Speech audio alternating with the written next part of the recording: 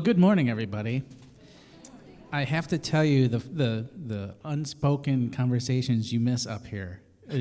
Since I'm here, I get to see a beeline right through to the hallway, and so I'm always sitting there trying to gauge when we've got enough people here that we can stop the intro things, and I can begin my thing. And like today, I'm like, okay, it's the last time through this, and I look and I'm like, nope, there's another flood of people. Let's keep it going, keep it going. Here we go. I'm glad you're all here. My name is John Moody. I'm your music director today, and we are joined with Carolyn Keeble and her oddities and curiosities that she brings from her van, who will also be doing our special music today. We've got Elizabeth Kelly on piano. We are joined with everyone's favorite superhero, Paul Marquis, for song leader.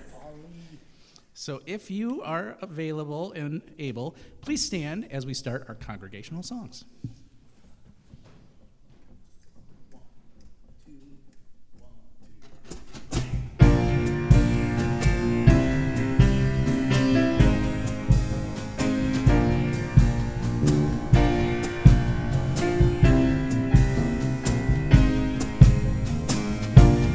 I'm in the right place at the right time. I'm just where I'm supposed to be. I'm in the right place at the right time.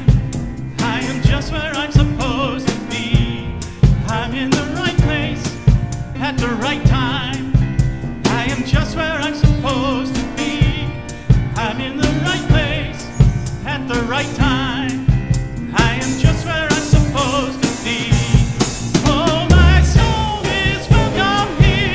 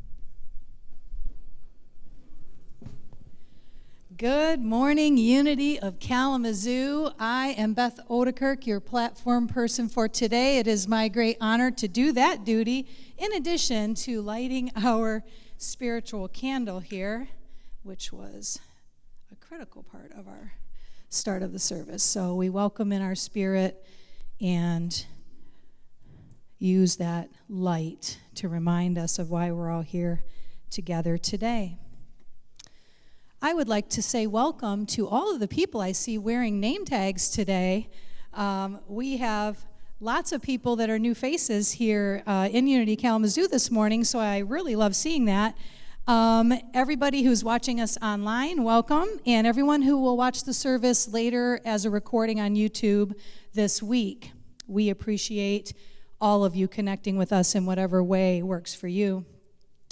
Speaking of connection, would you please attend to your electronic devices at this time and turn off your cell phones so that we can be fully present together? We appreciate that effort. We would also like to thank all of the volunteers that help make this service possible today. We have ushers that show up early. We have PowerPoint people that go through the slides and make sure service runs smoothly. Hospitality upstairs, a great place to be. Bookstore and script sales. And of course, our fantastic, over-the-top, 11 on a scale of 10 music team, which we always value. And Carolyn being in the house is always a special for us today. And I would like to once again acknowledge that there are some folks in here that are with us for the first time. We would love to know how you found us, what brought you here today, and most importantly, what we can do to support you on your journey. If you are willing to share that with us, or if you would just like to stay in touch and receive our e-zine to your email, you will find a card like this one in the pew pocket in front of you. Please fill that in and give it to one of our ushers as you leave. That way you can stay on top of what's going on here at Unity of Kalamazoo. We have some important announcements today. First of all, we have a very special guest today. Gabe is back in the house, and it's been a while. Yes. Living in and impacting the greater Kalamazoo area as the executive director of Speak It Forward. Many of us have heard Gabe speak in the duo Kinetic Effect in years past here, both at Unity of Kalamazoo and around the city at different events. I think that my experience with him has been, and I believe it will be with you as well, that he will reach his goal today of connection and doing his heart work, which is what he is all about in this world. So we look very forward to your talk with us today, Gabe. Thanks for being here. Then next weekend, we are welcoming for our first service, everybody go, yeah! Our new minister, Reverend John McLean, will be starting, and he will speak then for the next 3 Sundays consecutively. And so please come and welcome him with open arms. This is truly a right place, right time fit. He picked us, we picked him. It's going to be awesome. So, and also after the October the 5th service, we'll be having a potluck all together with him. If you would please sign up at the counter just outside the sanctuary so we can get a good head count for how much of the main we are going to pick up to make sure everybody's got enough food. And just remember, we bring our own table service here as well as a side dish to pass. So that will be awesome. On coming up for your planning purposes, we do book studies here at Unity of Kalamazoo. So if you are interested, the next study will be on one of these 3 books that you can choose from. So check out the titles, see if something is calling to you, and then you can show up on November the 9th and have stimulating discussion with folks around those topics. We also have a fabulous choir here at Unity of Kalamazoo, and it is not too late to join. All are welcome. We practice on Mondays at 5:30. Mondays at 5:30. Oh, very cool. All right. Nice. And then after that, kind of looking ahead on that one, at the end of October, we will have a really important annual meeting. which, since we'll just have our new minister installed, will just kind of be a really important meeting to attend as a congregation. So mark that one on your calendar. Now, as we get into the actual heart of the service, please join me in affirming our mission and vision and core values here at Unity of Kalamazoo. Together, as an all-inclusive community, we awaken to spirit, grow into our souls, and build a better world. Our vision, we celebrate a world of ever-awakening consciousness, abundance, peace, and love for all. And these are our core values at Unity of Kalamazoo: love, authenticity, stewardship, oneness, playfulness. We also acknowledge the history of the land that we are currently utilizing for our spiritual home by this land and labor acknowledgement. Our spiritual community acknowledges Black, Indigenous, and people of color whose lands and labor were forcibly taken. We pledge to promote understanding, equity, justice, and inclusivity. And we know that the future resides in the children of our world, so we take a moment to bless them, whether they're in the sanctuary or out in our community. Together, as you go your way, know that you are loved, special, and important to us.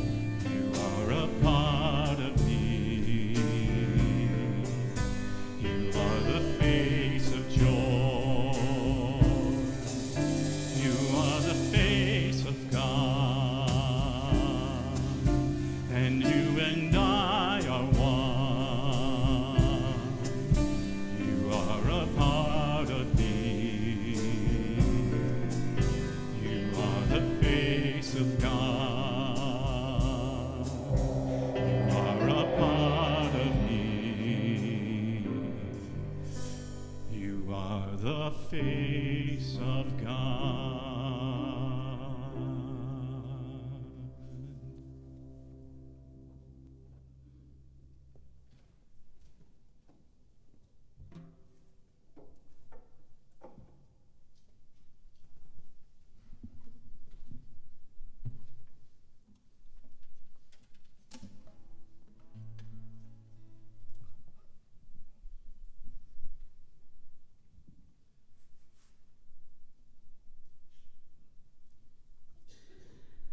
All right, wanted to share a piece inspired by the text John Moody sent me and said, hey, Gabe's our guest speaker. So first I was like, hooray!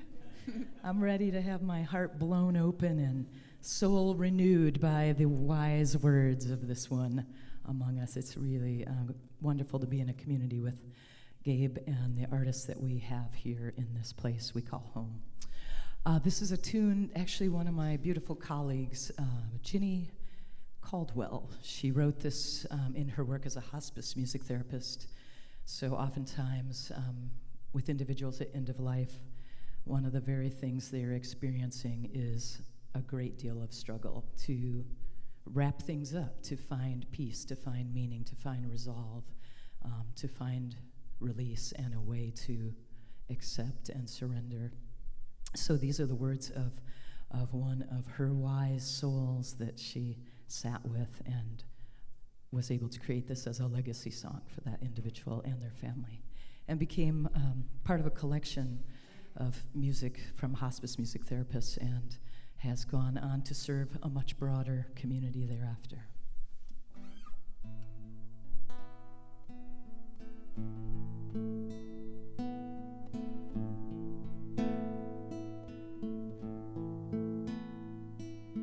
A rose bush bears no flowers without a thorn or two.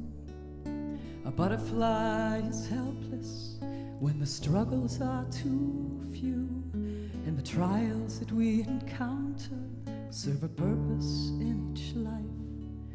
The struggles make us stronger, be it sickness, stress, or strife. And the trials that we encounter serve a purpose in each life. The struggles make us stronger, be it sickness, stress, or strife.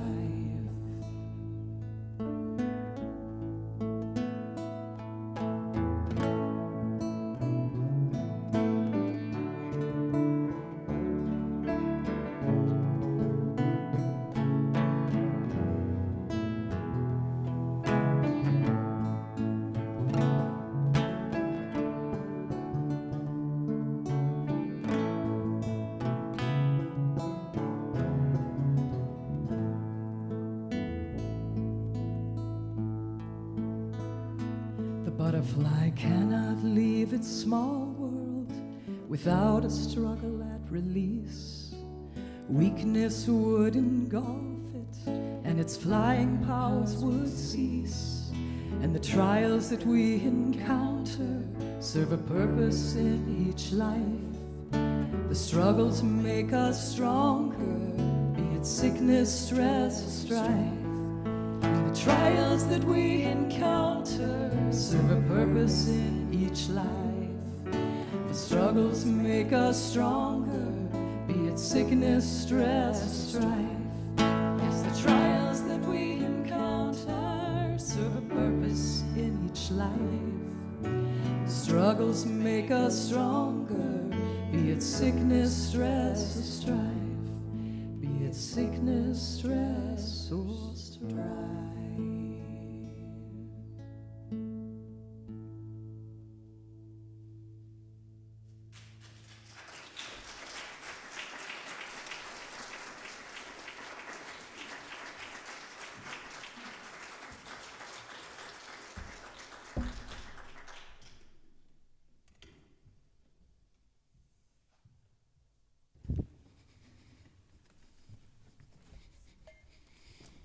Good morning.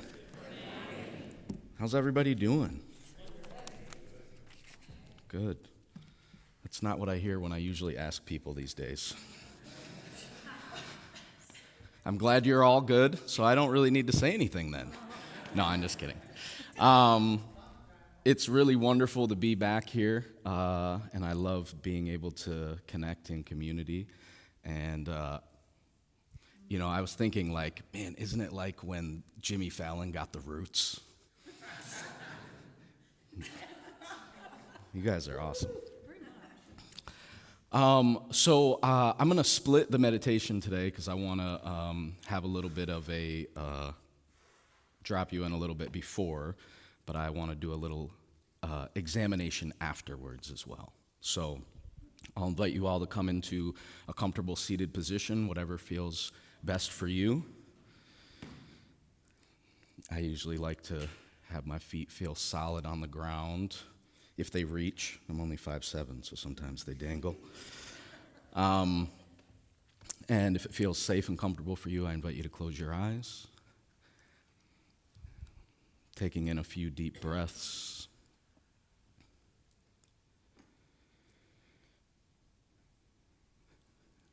And just notice when you bring your awareness to your breath, if it changes.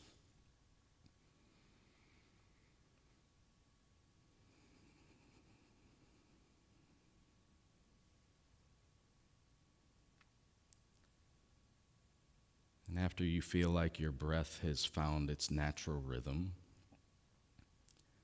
I invite you to just do a scan of your body and notice if there's any sensation that stands out. And check all the crevices behind the eyes, the jaw, the neck and shoulders, the stomach,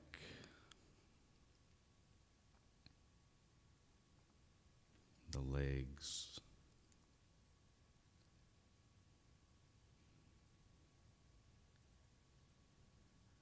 and just notice if there's any sensation present, anything that you've been holding lately, with no judgment,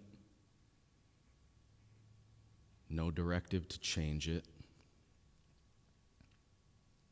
but rather with inquiry.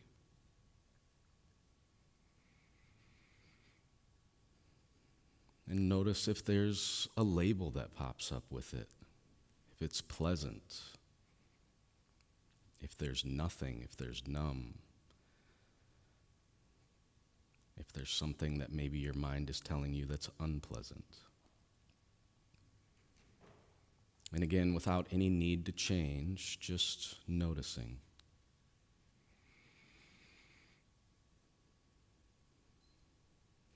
And we'll spend just the next 30 seconds with ourselves in that state of awareness and curiosity.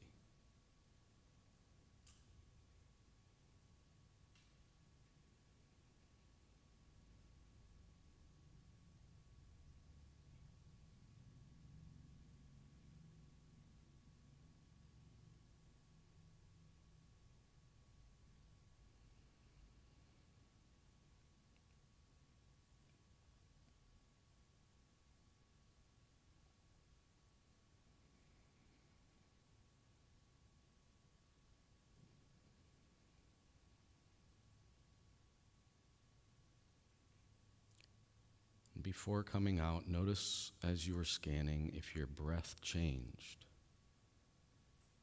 Did it get deeper? Did it get shorter? Appreciating that our body is always sending us small clues and messages that we so enjoy ignoring.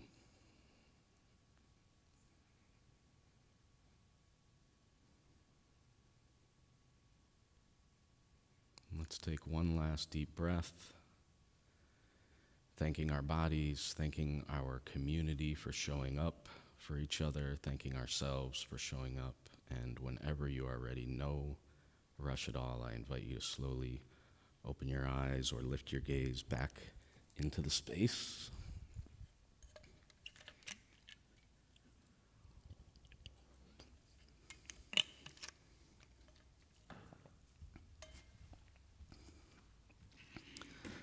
Thanks for that great song. Easy lead in to my topic of strength through resilience, of embracing the struggle. Resilience, I find, is not like a switch that you flip. It's not just something that comes about by happenstance. It's a decision. And I think every day we get to decide how we interact with the world and with ourselves, right? And what I mean by that is the National Science Foundation did a study, and they found that the average person has between 12 to 60,000 thoughts a day, right? Probably the 12 were men.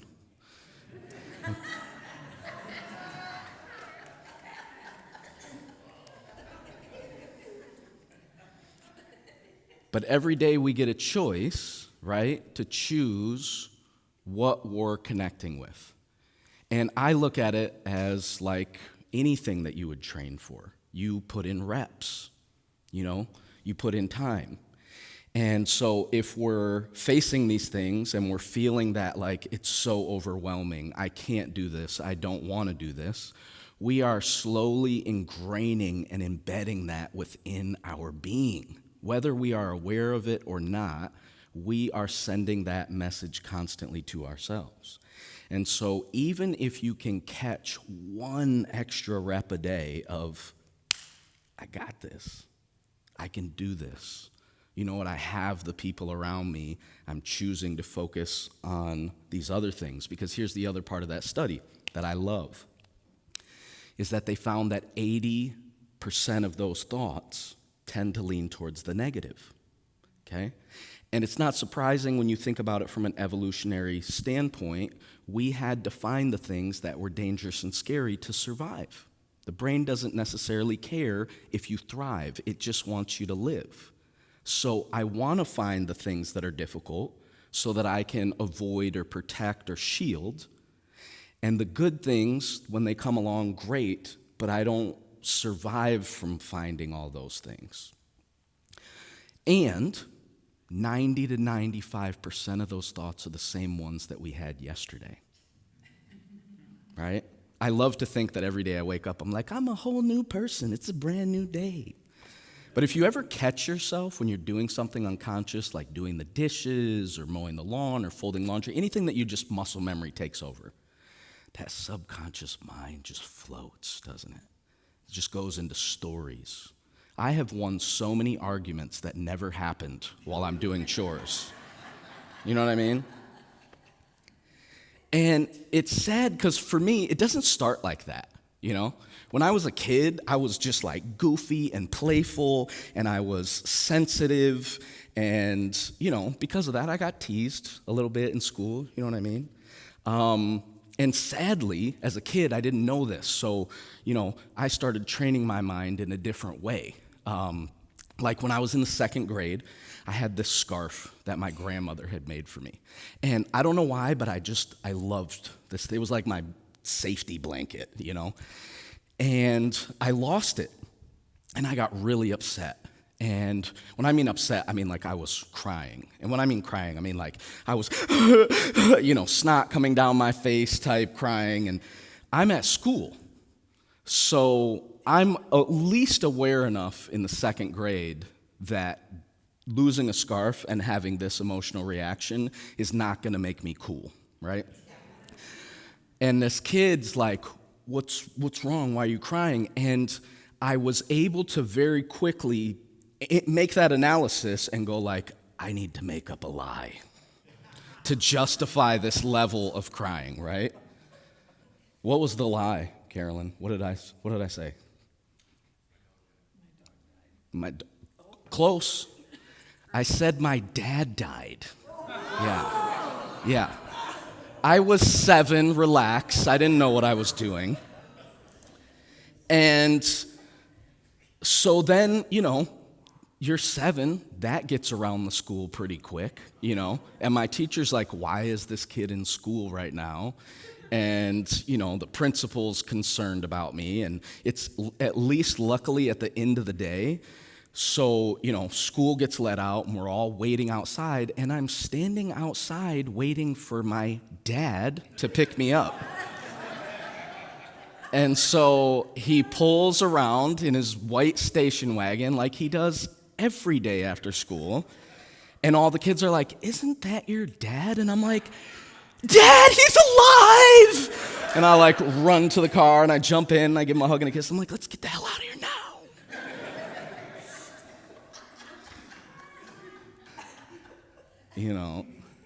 And I love that because, it was traumatic for me, but I can laugh about it now, right? I reflect on that in a funny way, and psychologists call that, post-traumatic growth, The way we train our minds to look back on things has a large impact in the way that we approach the next difficult thing that comes along. I was goofy and fun when I was that age, and that wasn't really that big of a thing, so I was able to, The problem is I find as we get older, we face bigger challenges, and eventually, or oftentimes, we hit a struggle, a thing, that then really shifts our way of thinking. And then that creates a new pattern of thought. And so for me, it was a couple years later, my parents got divorced, and I grew up on the East Coast, and I grew up in what's called an ashram, which is basically like a self-contained community that practiced meditation and yoga, and it was amazing. I loved it. And then when my parents divorced, my mom was from around here, and so we moved states. I went to 4 schools in 4 years, and the school I ended up graduating from was Gull Lake, which you can yes, thank you. You can probably imagine in the 90s was not real open to meditation and yoga. It wasn't cool back. Like, people are like, that's so awesome. And I'm like, now? So I went through a whole different thing, which was like, 4 schools in 4 years, you're losing the friends you make every year. So the training I did was, everyone's gonna leave me.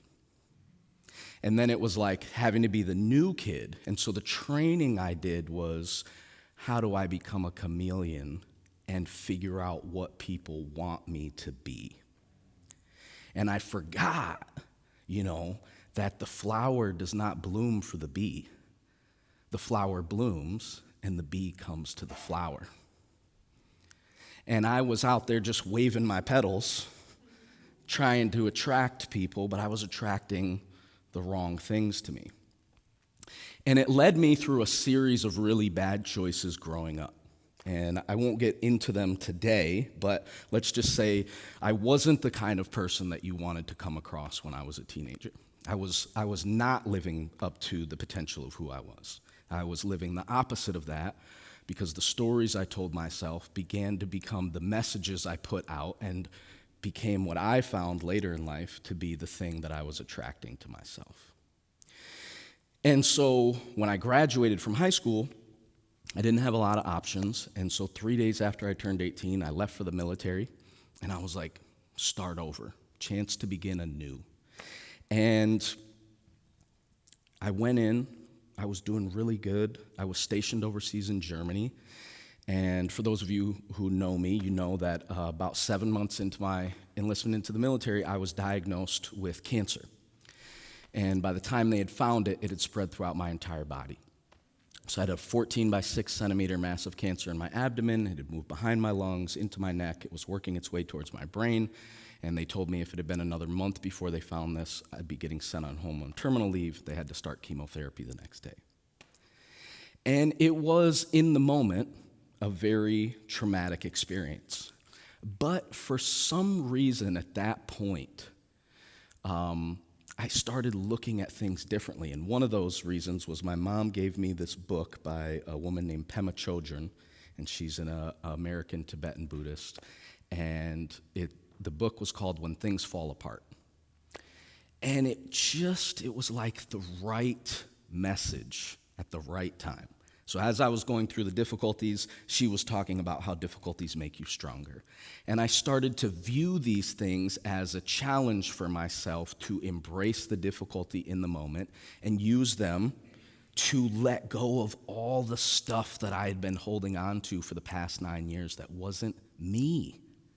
All the stuff that I had built to keep people away, to protect myself, that was really hurting me, right? Like, I felt like I had this beautiful light inside me, and the best way for me to protect that was to dim it. And when you think about it in a different way, it seems silly. Like, if you had the most beautiful lamp in your house, and you were like, I know, I'm gonna put this in the closet. That'll be the best place to keep this safe. It doesn't serve its purpose. And I feel like that's what I was doing to myself. The interesting thing about struggle, resilience, difficulty is that there's such a great opportunity for you to grow from it if you're willing to be curious. So what happened for me was I stopped saying, man, this is terrible, man, this is difficult, and started wondering why this happened. I started genuinely asking the question, I wonder why this didn't work out the way that I wanted to. I wonder why I'm going through this right now. And about halfway through my battle with cancer, I had surgery, one of my 4 major surgeries, on September 10th of 2001. And so I woke up the next day to that news, and for the next 2.5 years, I was surrounded by people who were coming to the same hospital that I was at in Washington, D.C., who were stationed in my same medical holding unit. And people were coming back, honestly, without legs or arms or with severe, whole body burns from IED explosions and traumas. And I realized, even though I'm going through what I would consider the worst thing I've ever experienced in my life, I'm lucky, I'm blessed. This is an opportunity where I might literally walk out of the hospital if I beat this. And it really changed a lens in the way that I looked at things. So for a cool metaphor but real world example, I don't know how many of you are familiar with this, but in Arizona in the 90s, they had an experiment called the Biosphere 2, okay? And they had hundreds of thousands of square feet of land that they biodomed off. And there were 8 scientists in this biodome for 2 years. And the idea of this was they were funding an experiment on could they kind of terraform another planet? What would it be like if they biodomed everything off? Overall, the experiment kind of failed. There were a number of reasons why it didn't work out, but they learned a lot. And one of the coolest things that I think that they learned from that experiment was that they were never going to be able to grow strong trees. And the reason they were never going to be able to grow strong trees is because they had no wind. And trees need stress pushed upon them in order to grow their roots deeper so that they can grow taller and stronger. Literally, the world around us tells us we need a bit of stress in order to be able to grow adequately. Like, I'm sure all of you know at least one person who has had life completely handed to them, and when things go haywire, they do not have the intangible skill sets to deal with that. It's like the smallest things and they just fall apart. If we have those opportunities to be able to practice, and if we have the awareness to go, this is another rep. I get to practice right now, right? We all have our normal natural reactions. I'm not perfect. I know it might surprise some of you. I have my moments where I lose it or whatever, but I eventually find my way back to go, this is another rep. I'm not going to use this as an opportunity or an excuse to create a story that does not exist. I want to stay in that element of the childlike curiosity, of being more connected to myself. And so one of the interesting things that happened for me when I was in the military, and I'm going to finish with the story, is I'm a couple years into my battle, so I'm in pretty good health. I'm living off base. I have a roommate, and my roommate is, how do you say this in a church? Can you say asshole in church? No? Okay, all right. He's an a-hole, and he also has some anger issues, okay? And I will be honest in the part of the story, he ended up getting into a fight with an enlisted soldier who was higher ranking than him. The other guy did start it, so I do want to say that. But he got into a fight, and in the military, it doesn't really matter if the person who's above you is right or wrong, they're right. Just kind of works like that. So he got reprimanded, and aside from some other things that he had to do, he was forced into a 12-week mindfulness program, okay? And I thought this was great. I don't think that mindfulness solves everything, but I really do think just bringing more awareness to ourselves in present moment can be really helpful. So I'm genuinely curious how this is going to work with this person, because this is like prime candidate for does this work or not, you know? And so he's 6 weeks in. It's Memorial Day weekend. And for any of you who have any members, friends, know anybody in the military, holidays are huge for us, okay? We get all the national holidays off. And so we're leaving Friday. It's Memorial Day weekend. We go to the store. We're loading up. We like to barbecue. We like to get down. We like to hang out with each other. It's packed. The grocery store is packed, right? We get our stuff. We get to line.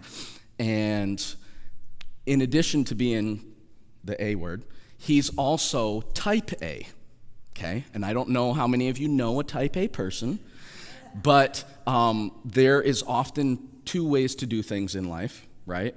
There's one way, and then there's the right way, which is the way the type A person does it, right? And so he notices a few people in front of us.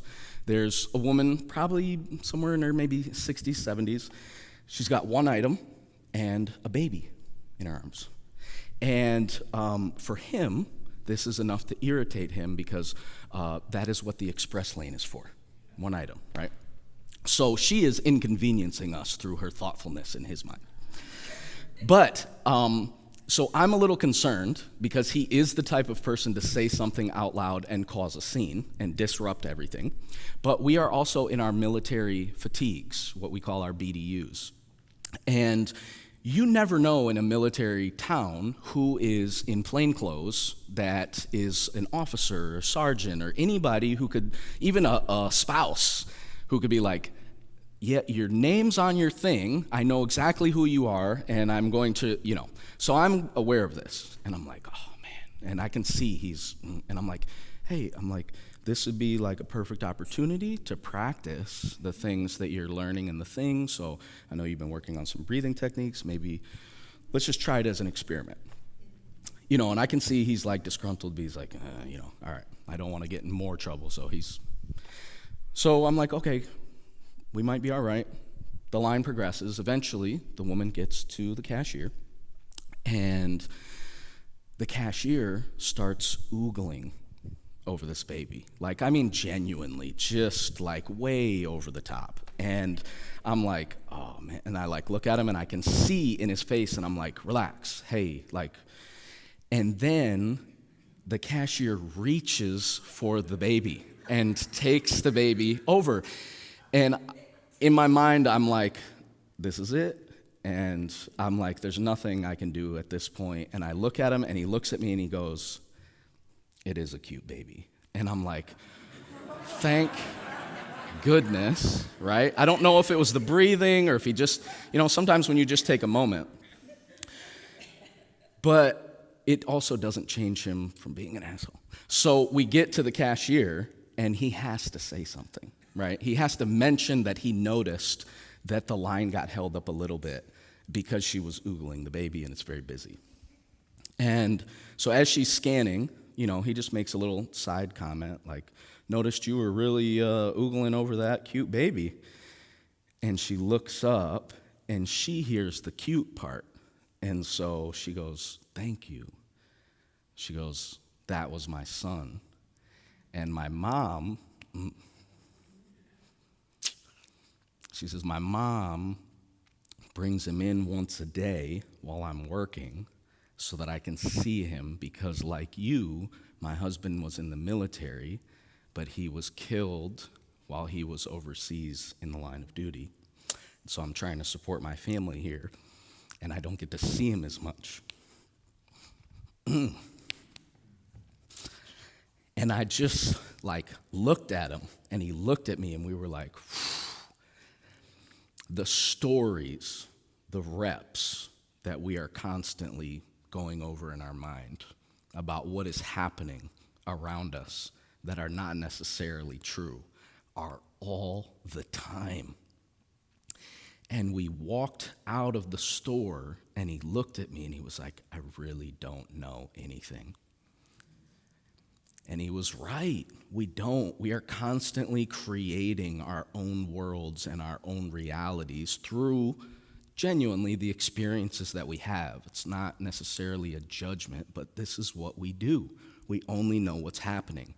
I think when we can often take a moment to breathe, to connect, to investigate what's actually happening inside of us, we can really learn to be more proficient in being able to see what's happening in the moment. And so, in closing, I'd like to invite you to, again, close your eyes.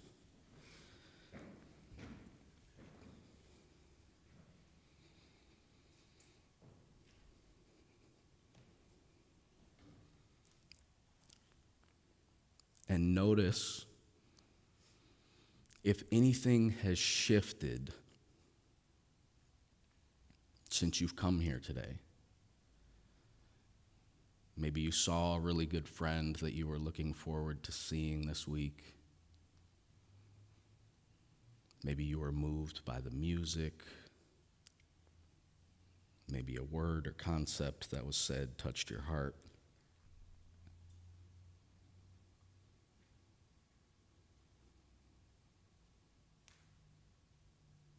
And offer some grace to yourself. I find that we spend so much time judging what we don't understand.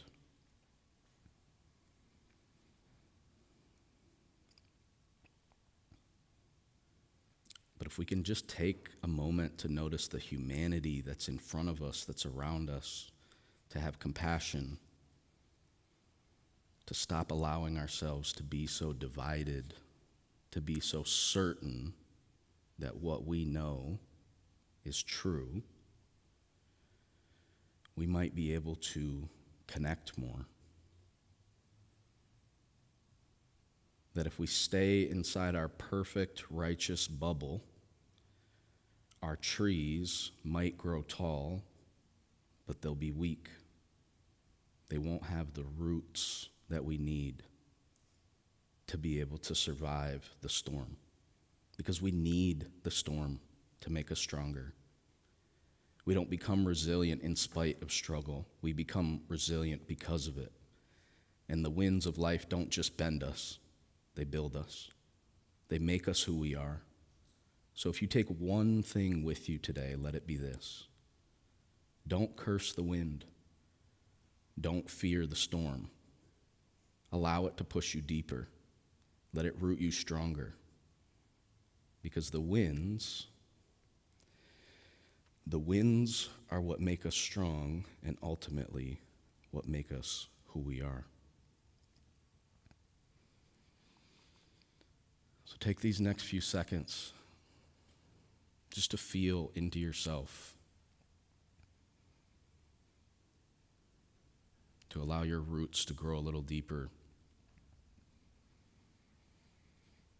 to acknowledge maybe one thing that you've allowed to keep you in that dome, walled off, protecting yourself,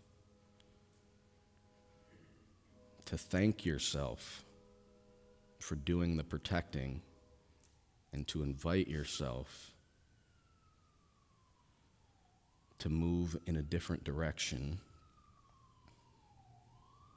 How do we get to that place where we can thank ourselves for all the amazing ways we've helped ourselves survive and get to a point where we can let that go, to let a part of ourselves go so that we can continue to grow and grow stronger?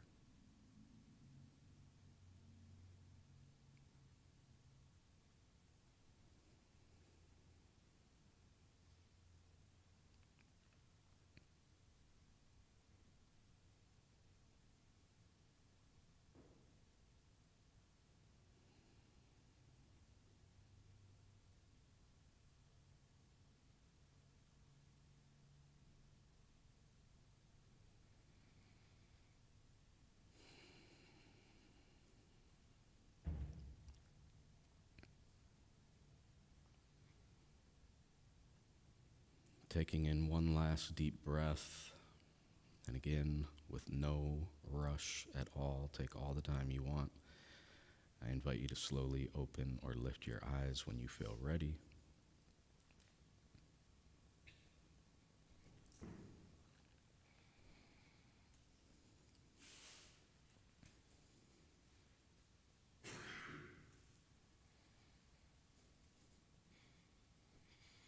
Thank you so much for showing up today. Thank you so much for inviting me here. I am so grateful, genuinely, to be part of this community.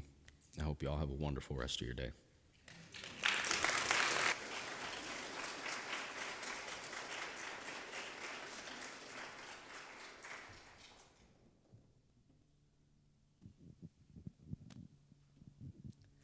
Thank you, Gabe, for that great message.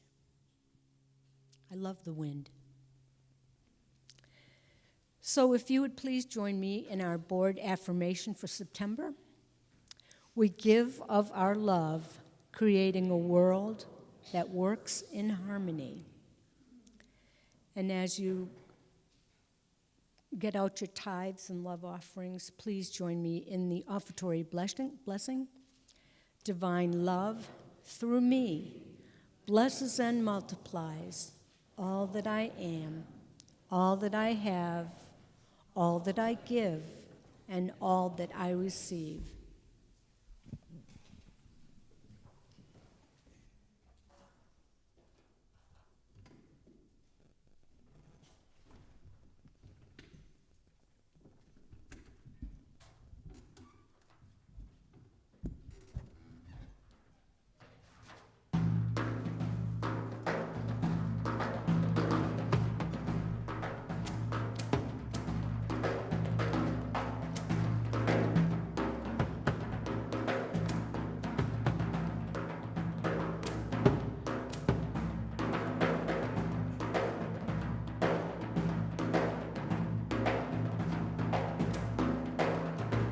Sometimes you gotta break the pace, break the flow, move into space you do not know, call on a deeper part of you, find a way to move on through, seek to know another way, a better phrase, a word to say, gotta learn to see outside yourself, try out the ways of someone else, try out the ways of someone else. For this is the way we truly grow, move into space we do not know. We set aside our fixed beliefs so we can find welcome relief from limits we self-impose, stories we've often told, getting out of our own way, remembering just how to play, remembering just how to play.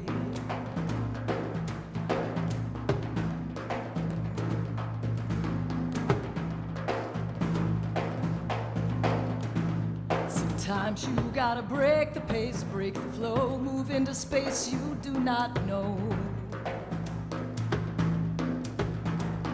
Call on a deeper part of you and find a way to move on through.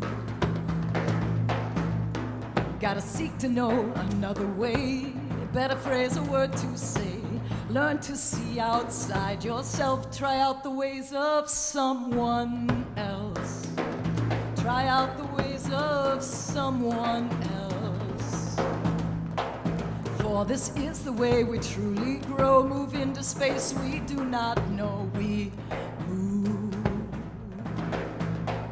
set aside our fixed beliefs so we may find welcome relief from those limits that we self-impose, stories we've often told, getting out of our own way, remembering just how to play, remembering just how to play, remembering just how to play.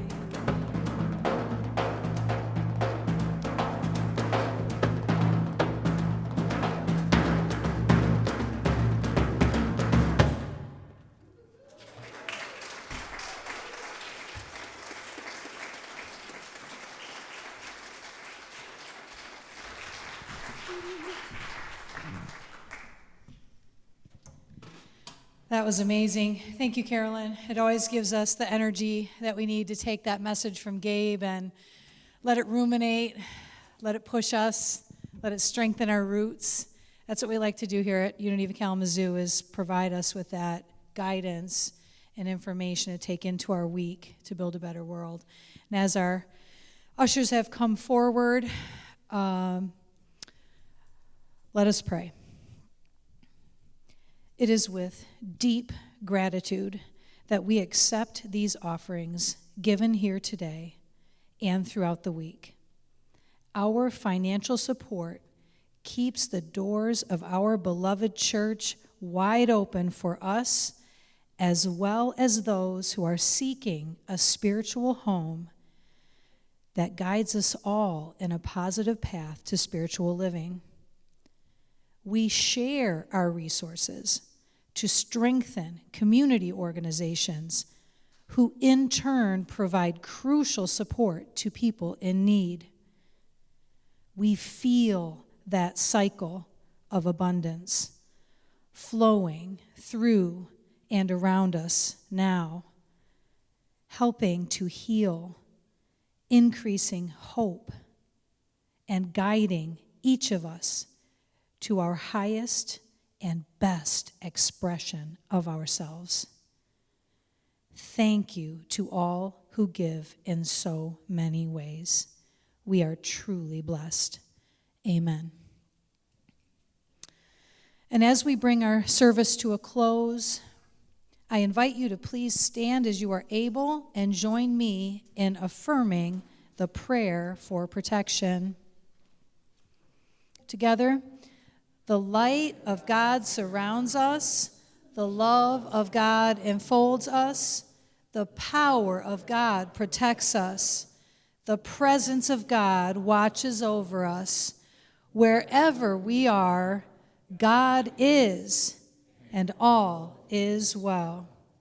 And if you are comfortable doing so, you may hold hands with your neighbor as we sing the peace song, or just place your hand on your heart to connect within.